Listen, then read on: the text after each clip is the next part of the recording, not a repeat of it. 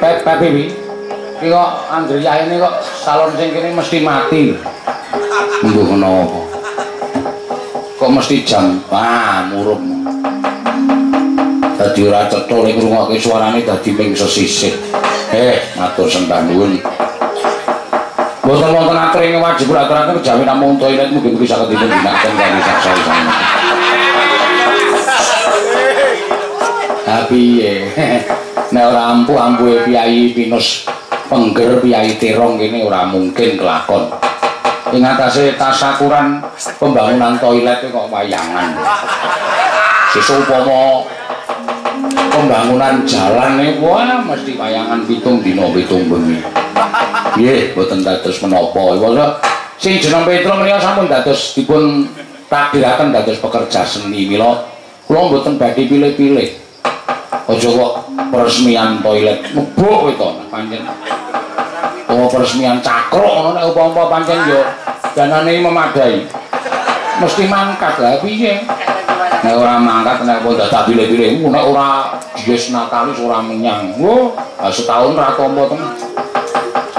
Nika matur sembah nuwun tanpa pepindhan. Mugi-mugi ugi kula ngucapaken asta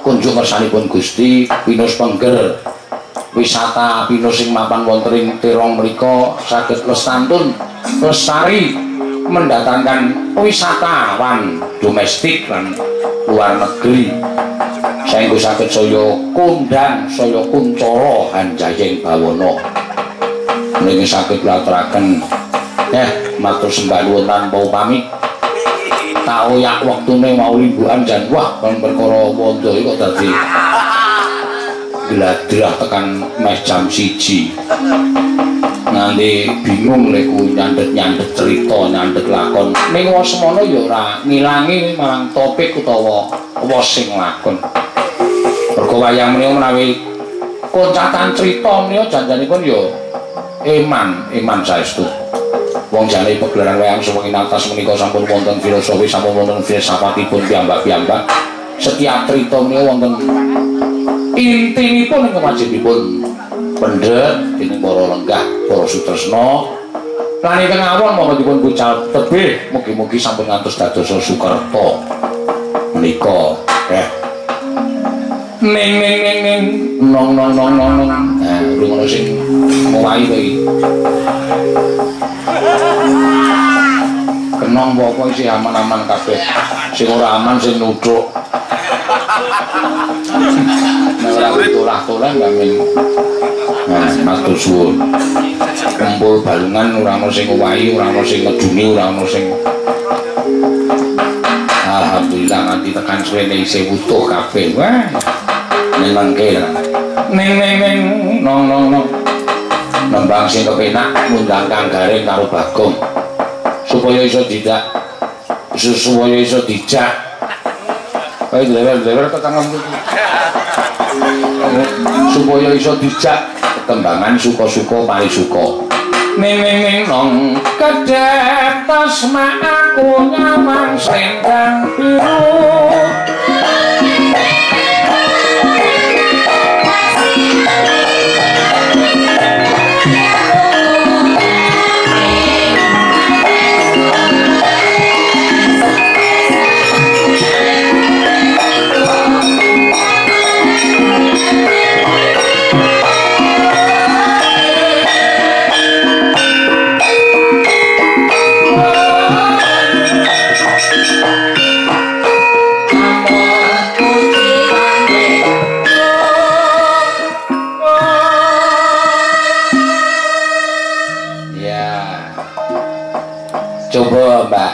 Iin saking Kali Gesing iki men supaya iso nyinden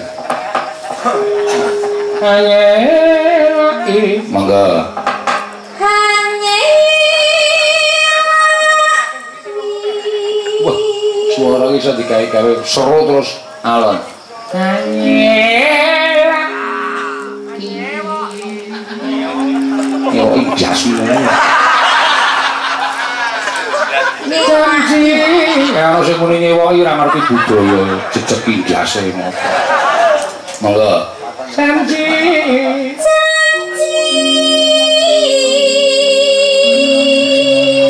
selendang biru selendang biru selendang biru selendang biru among enake among enake hati hati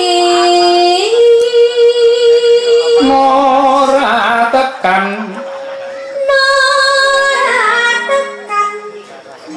batin setiamu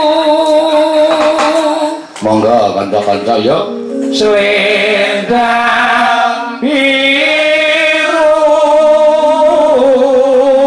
ya tatapan janjimu selendang biru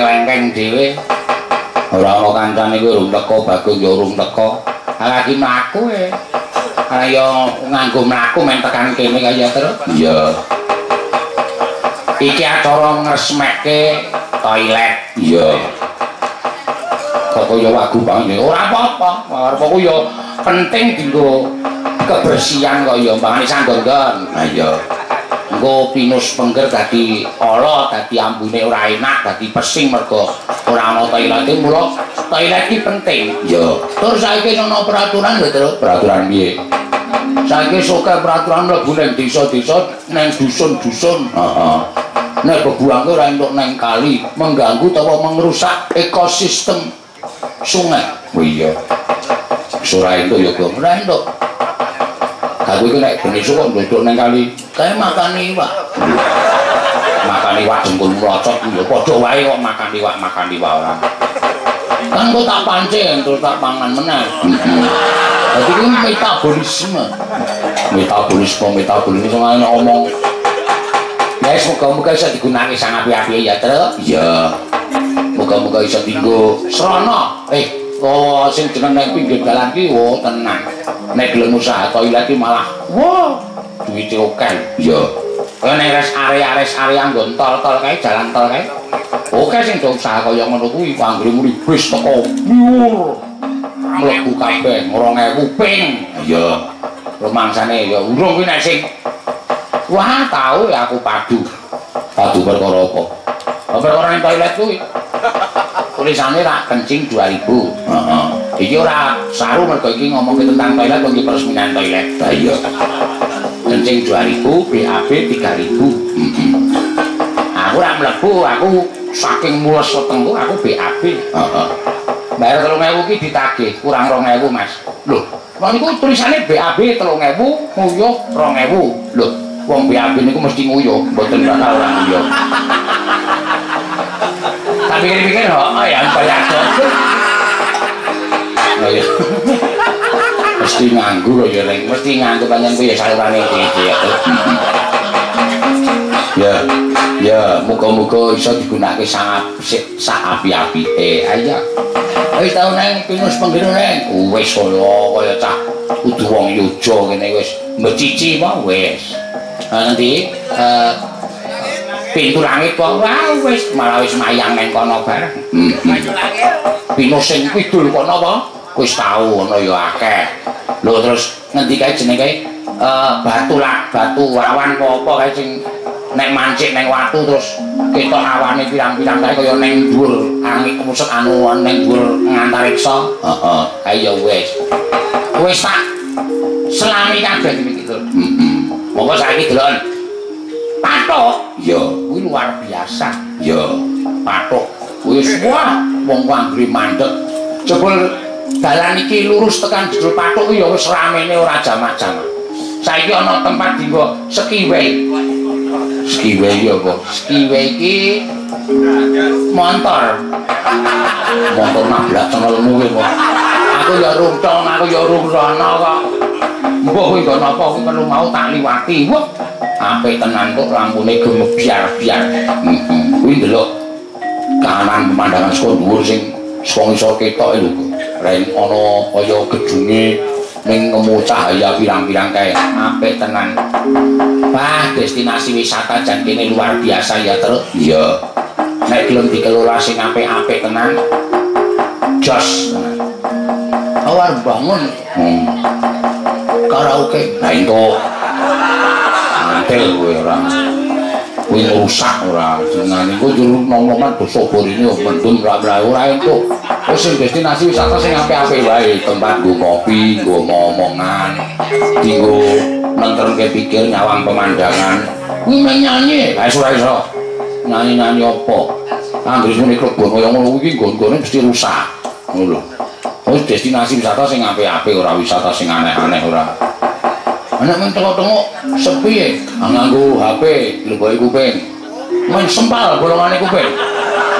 Tegese dileboki kuping iki nganggo headset kae lho sing kaya dileboki cilik headset. Yen ambyar meneh. Mosok genset kok ngeboki kuping. Cara pengalaman genset kok ngeboki kuping. Kowe tau ngerti ana wong nganggo kabel disaluri nggon kuping ora kok? Wis, ngopo ya? Kukume setrum kok? Ora. Kae ngrungokke lagu-lagu ning ora sandadak krungu liyane. Lho, omong telepon barang cukup nganggo. Ha jenenge omong dhewe. Piye? Arep ngopo aku nang kene? Ngono kae. Oh, tak kira nek wong kendir. Saiki omong-omongan kowe ora krungu. Wah, jan teknologi saiki wis caem ya canggih. Canggih ya? Oh iya, wis luar biasa. Donya iki saiki mung sak gegem kok. Oh. Donya iki? Iya, berarti donya iki lonjong bunder. Bunder lonjong. Dari sak gegem. Manggon bagongnya lonjongnya mesti ngono. Lah, yo nembang wae nek nuruti bagong ndak omongane ting blontrah ora karo-karuan. Cah goblok. Cah blokon ning sok keminter. Ki menungsane. Cara dong iki. Wah, sekolah ya ora tau mlebu. Kowe mbiyen sekolah cilik-cilikmu lulus kelas pira iku? Kelas 3 metu ya. Kelas 3 SD. Kelas 3 SD. Wis diulang apa? Urung diulang apa lagi perkenalan. Lagi perkenalan ki semetu. Wis metu cangglelan ya. Lagi perkenalan lho iki. Mbok wis susu aku. Maksudnya perkenalan kelas gurune iki lagi ngenalke. Nek iki guru basa Jawa, iki guru basa Indonesia ngono iki aku wis ditokke saka kelas. Oh, lah kurang ajar kowe. Lah ngopo? Mbiyen guru tak senter. Wong mlebu sekolah kok nggo senter. Nggone aku karo sekolah nado ya, Tur. Terus bener karo sekolah nado, aku nek mangkat lagi jam 5 esuk isih peteng dadak nganggo senter, nek nganggo senter tekan sekolahan. Oh, mula aku ndak tau senter. Tur dasar aku ya memeng le mlaku kuwi. Nah, saiki kowe ngrasake wong ora sekolah iki goblok, gampang diblusukke wong liya. Teknologi canggih kowe ya ora iso ngerti. Teknologi sing modern kowe ya ora iso weruh. Mergo kowe kurang pengalaman, kowe kurang ilmu, tak sandange rasa cerewet. Oh ya wis nek dikandani ngono kuwi sakarepmu. Wong iki mengkari srawunge kok. Aku ngakoni wong bodho. Aku ora iso gunake HP, padahal saiki teknologi modern. Ning aku lek srawung karo wong nyekel HP, mesti suwe-suwe iso. Njaluk tuntun to, iki piye, ngono to. Oh. Aku saiki iso video call. Video call kok video call. Nah, iki sing ngomong-omongan pro raine iki to. gleleng aku saiki. Bojone bareng karo tak video call. Mula kok bojoku nek ning pawon kok omongane ra cetha gek tangane nginang-ngene kae ro kowe ta. Ayo meng takokke kesehatanmu. Kowe ra wong ringke to. Wah, janetan bebayani yo jaluke HP-ne. Ya syukur. Jaluk wae nek kira-kira aku kurang ajar jaluk wae. Tak tukokke. Lho. Nekat banget yo. Men aku wong gleleng kok. Iya kowe. Yo karo nembang yo. Reng ayo karo nembang apa sing kepenak? Yo. Ngaturke apa? Sing kira-kira temonjo. Oke, temonjo ya sing cara kuno wae to. Mau sore wis kedumbengan ramene raja macam. Wah, geger ora karo-karuan. Ada, lho, sebenarnya wondo rak meneng wae. Ora omongan blas. Iki wis gagas nasibe. Mulih sesuk-esuk iki genah wis ora. Cilaka iki. Ya wis ora apa-apa. Dadi resiko kok. Aku sing njaluk ya bapakne kok ya karo mbokne mau. Bengok ya aku wondo kan gandrung nggih sendika. Ya disalahku lho mbok nek nganti. Yo. Ngatur kere. Yo, Mbak Ayu Purwalestari. Monggo. Ngaturaken menapa, Mbak? Sineman nggih kenging. Sineman sing rada dawa ya gantik glimbing ya apik. Ya. Arep ngaturke sinom parijata ya apik. Arep ngaturke jineman klambi lurik ya apik. Jineman tengtok. Ora ana jineman kok tengtok. Ora jineman klambi lurik, jineman tengtok ora. Sesuk dikarang sik, oke. Tak karang kuwatir. Aku nek mung ngarang lagu asline nek ming wis sesuk aku wis lumayan rada suda. Awak dadi pengarang lagu. Oh iya syukur. Ora apa-apa. Sing tak kon nyanyi ya wondo. Lah kok iso viral? Weh, aja ngerti duit karo tating. Mesti viral. Ayo, monggo Mbak Ayu. Bab panganan nggih, Pak. Napa? Bab panganan. Bab panganan maksudnya pripun? Tahu tempe. Tahu tempe. Nggih. Bawane napa niku? Sinom. Sinom. Sing piye? Sing Niki mangke kok. Oh, lemper. Ya, wis iso aku ngerti aku. Wah, iki bawa sing marai wareg. Ra kita mung bayangke. Ha iya. Monggo. Betul.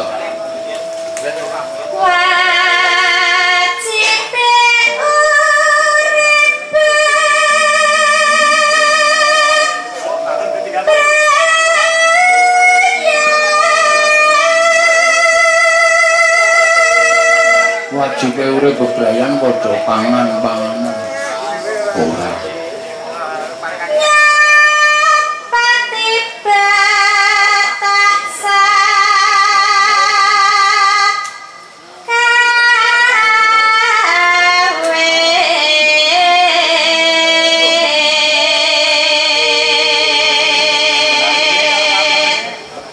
Wis susul sedulurmu kok. Sapa? Mas Triluwe. Saka Kayen kowe tekan kene. Aku mung wong bingung. Ora kok nyusul mung wong bingung. Aku ki arep ngopo? Kedaran-daran tekan Yojo. Iya. Wong bingung ketemu wong bingung ya wis.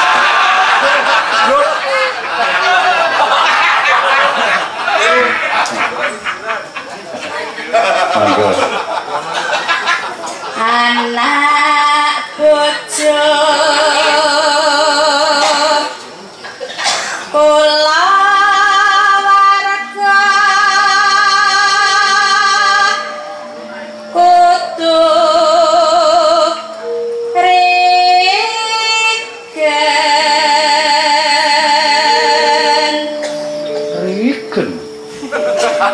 lanas titi jare panganan kok ora metu-metu Mengrigen Nastiti. Ngati-ati nek ramangan ya modar tenan. Nggih iki nek nembe bawane. Oh, maksudnya engko lagune tahu tempe tempe asale mung saka mete. Dele. Hah? Dele. Aku seneng mete. Larang iki.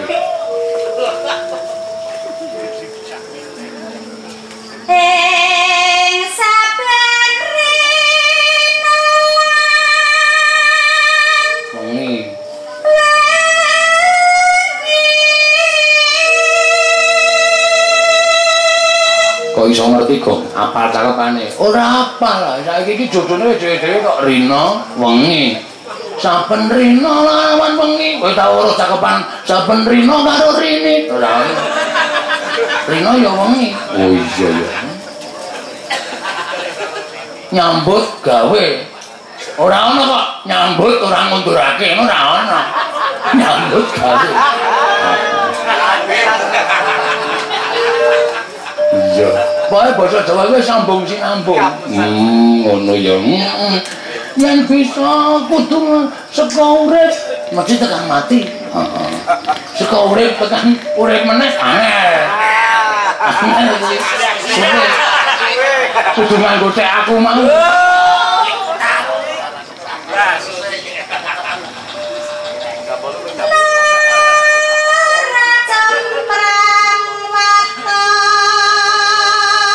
Cempreng ngono apa? Mbok.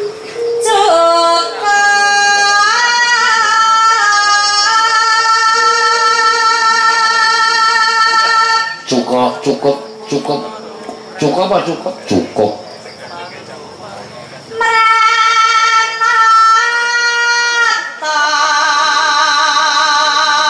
Mranata judule tekane iki bali wis mo. Ha, mesti yakin. Kula. Bodho.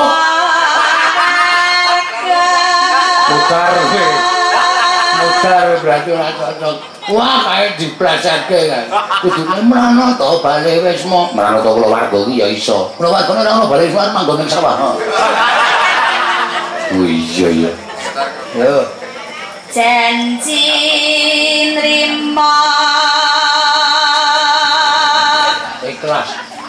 Lahir. Batin.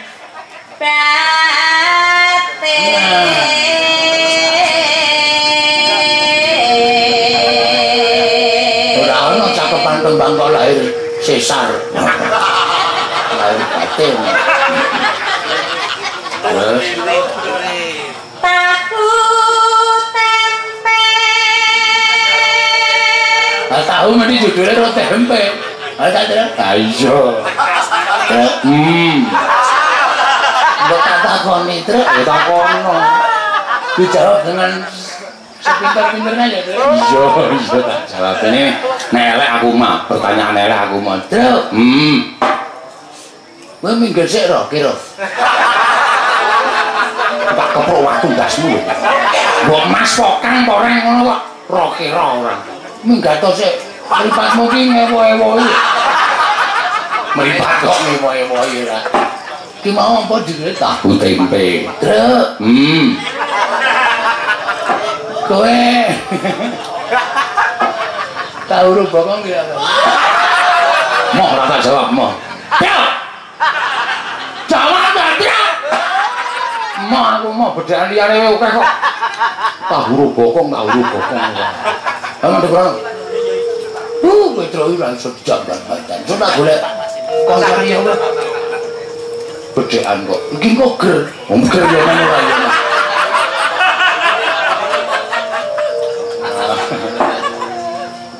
Ayo tahu tempe terus cemplong.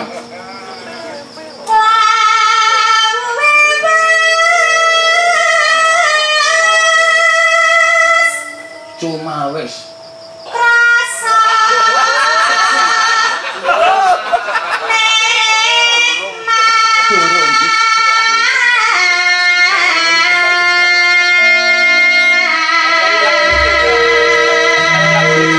Sing seneng wong madang ki lawuh tahu, lawuh tempe enak ya terus enak. Tahu dibuacem, tempe dibuacem enak ora jamak-jamak. wong kekurangan mangan tahu seneng ra jam-jam. Aku nek urung iwak empal urung jos mangan iki. Lu putih iwak empal ya ngiris sandal. Ditarik ora kaya iwak alot kae. Dibacem wis legine ra jam-jam. Dan kaedian wae. Mangga. Tahu tempe tahu buka bunang. Temlang. Sarung jagung. Iki tahu dibuntel sarung kok.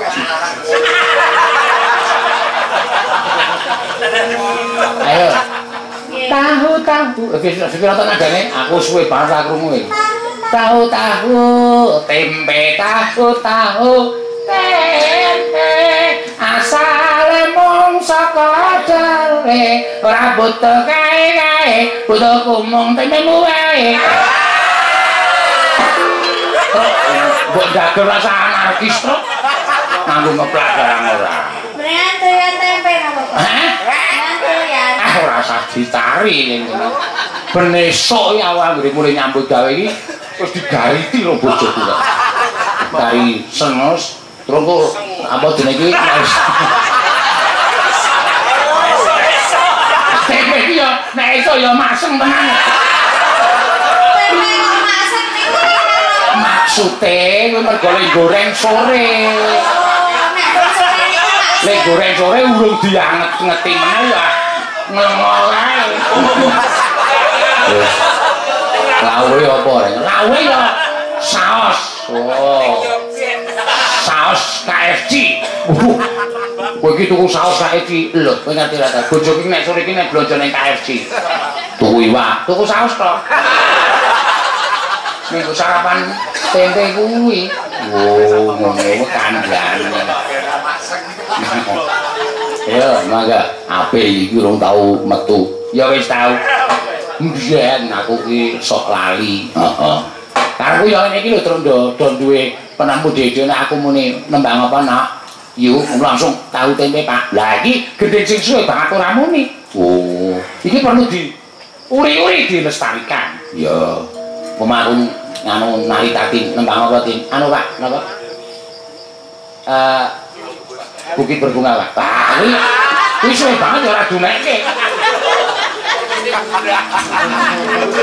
Bukit Berbunga iki lagune sapa?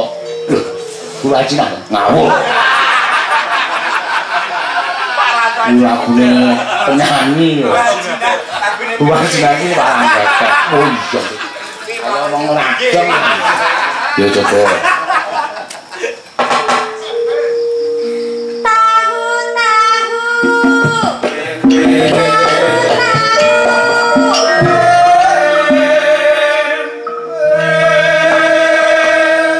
Buka Google nek ora ngerti nute. Apa dicekel tulisi notasi tahu tempe. Cari klik engko nek metune wajan.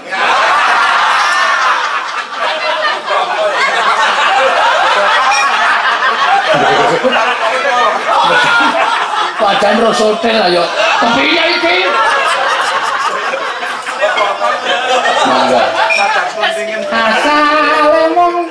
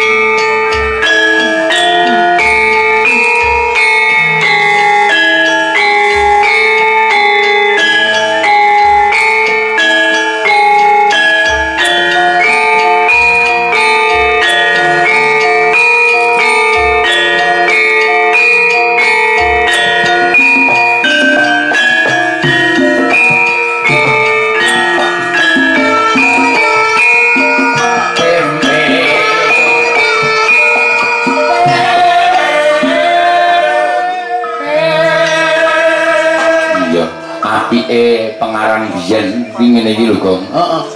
Mentau tempe wis dadi tembang apik banget ya, Tru. Ha iya. Ora golek bahan sing werna-werna, ora golek bahan sing macem-macem. Iya. Dadine tembang ya tekan saiki ya apik. Iya. Nek wong pengarang saiki nek ora ngrampet ya ora.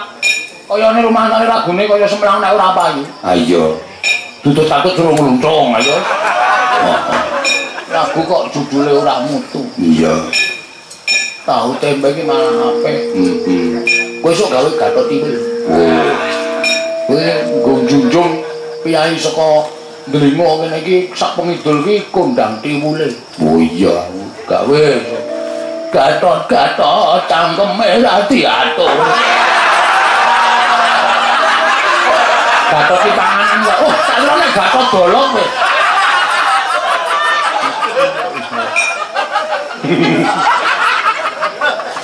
Mangga ya.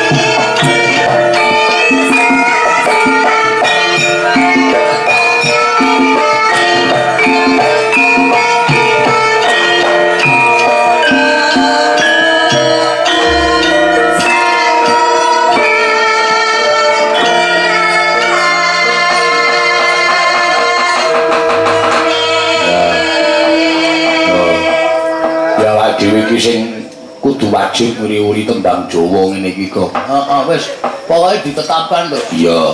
Nek gara-gara saiki tembang sing cara kuno-kuno wae. Heeh. Ora nganggo sing cara modern. Wis, modern diaturake sore mau nggon limbukan engko sing ngene iki Jawa-Jawa wae. Iya. Nang arep garap piye-piye wis oke sing padha penggarap-penggarap handal. Iya. Wis ae ndukiri sing apa terpendam kuwi. Di mau tembang jenenge apa tahu tempe. Wah, enak tenan. Kelingan jaman cilikanku terus. Cilikanmu iya, anggere nderekke bapak ngasta. Aku ya mokal, aku ya ngasta. Ayo. Bapak ngasta tembange tahu tempe asale wah penake ra jamak-jamak kaya ndelok turu. Oh. Turuhe kok tok peng-pengke ora.